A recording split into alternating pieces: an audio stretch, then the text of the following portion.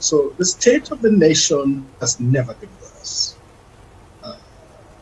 Worse, as bad as at the peak of the Civil War, in fact, Nigerians have become very divided. And our situation is getting to breaking point unless, something happens, unless there's a change of mind, unless there's a new lease of things are really very bad. And I could see that some of our elders, Dr. Izaife from Igbo land, and then they've been speaking, terrible lamentations. We hear stories of a young man on holiday during weekends, being taken away in Gestapo-like fashion, as happened in the days of the Soviet Union, dark days of the Soviet Union. They're taken away and brutally killed. It's even dangerous to wear black clothes, because that means you're a IPOP, you're a Biafran, you're an IPOP guy, you belong to ESN. Whether boy or girl, if they see them wearing anything dark jeans or anything like that, they're just taken away. And what we are seeing now, which is very sinister, is this ability to cover up your tracks, to cover up the evidence. I call it the Lekki syndrome. You shed as much blood as you can, and you skillfully clean up the place, bury the evidence, and when people ask, you tell them, "Hoy, produce the evidence." So this is sinister evil at its worst, really. This is where we are. Well, he expressed sympathy first for the soldiers, young men who are dying in the battlefields. And the irony was lost on him that most of the time they are dying not because they are weak people. They are dying because they've been sent to the battlefield with very poor equipment, with 1970s armored tanks made from Czechoslovakia. Can you believe it? Czechoslovakia doesn't exist anymore, but we are using weapons from Czechoslovakia. We heard recently that somebody from Niger, a man from Niger, would you believe it, was given $700 million to purchase weapons for the armed forces. And he took the money and ran away with it. A man from Niger. What has it got to do with the purchase and procurement of arms for the Federal Republic of Nigeria and its great army? Dr. Mailafia, let's talk a bit about the economy and some of the things the president said.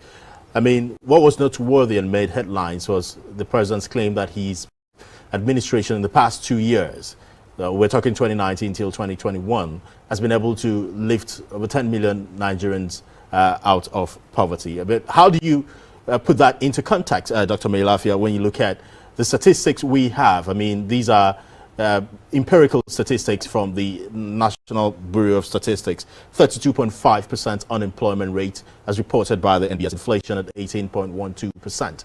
And the president is saying he's been able to lift over 10 million people out of poverty. Could you put that in context? People are suffering. And to come and say you've saved 10 million from poverty, when and how did that happen? When poverty has actually shot up dramatically. The population of Nigerian poor is more today than it ever was in the history of our great Federal Republic. So where are the 10 million whose lives you have delivered from poverty? It is a total fabrication. I mean, and it beggars belief that we can add insult to injury in this manner. It is not true at all. People are suffering. The number of poor in our country has increased dramatically. There is hunger in the land. Unemployment has shot to over 33%. People are dying. And so which lives are you saving from poverty? And I think if they don't have anything to say, they better not go into this kind of blatant, mistruths or untruths. And I don't agree with you. I don't know what is civil here. When people go during elections and distribute envelopes to market women, what do you call that in a civilized country? What is uncivil about this? I refuse to be.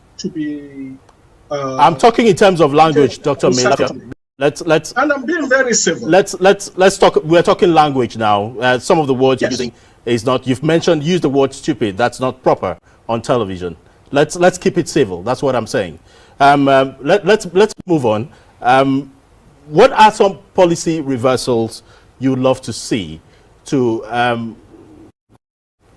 sort of, recalibrate the Nigeria and the economy from the misdirection it is going at the moment? What would you propose based on your experience and based on the fact that you've also been in decision-making positions in the government? Well, I will have to send you my consultancy invoice if I have to answer you seriously and properly. Because I don't, it's a waste of time to talk to deaf people. They are not ready to listen. They are unlearnable. They are unteachable. So what you're asking me really is a waste of our time, because I don't think they will use that information. I don't think they are ready to learn, and I don't even think they are teachable. So why do we waste our time? All right, as an elder statesman, Dr. Mailafia, as an elder in the house, if something is going wrong in the house, you will keep talking.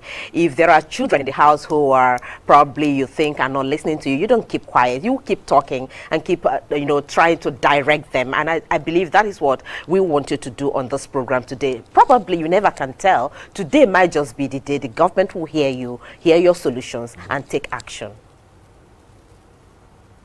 Well, okay. And let me also withdraw the use of the word stupidity. When elections are around the corner and you go about distributing 5,000 naira to market women, they went to one of these places and they really chased them with stones because the masses were very angry. They know elections are coming, and then you use federal government money, put them in envelopes, and you are literally bribing the electorate. This is a violation of electoral laws. These are the way they are doing this social transfer business. And it is very shameful and very sad and very crude. But I would draw the word stupidity. All right. And I shouldn't use that kind of language. Thank you very much. As a statesman. So I would draw the word stupidity. Thank you very much, Dr. Mailafia. Stupidity simply means inability to learn. Thank you very much, Dr. Mailafia. They have a chronic inability to learn. Yes. But I wouldn't call them stupid. Great. But what they have done is an insult to most Nigerians. Absolutely. Dr. Mailafia. For all you care, for me, if they want to save this country, they must listen to the Nigerian people. They must show a change of heart, that they have compassion for suffering people, that they love this country truly, and they must rescue their nepotism. It is chronic, it is shameless, and it is totally unacceptable. It's a breach of the very spirit of constitutional government in this country, that all the most critical positions must be occupied by your own kinsmen and kinswomen, to the detriment of all other Nigerians. And then you say Indigbo should not complain. You say the youth of Indigbo should not rebel. Why should they not rebel? You've treated them worse than apartheid in South Africa. Why should they not rebel?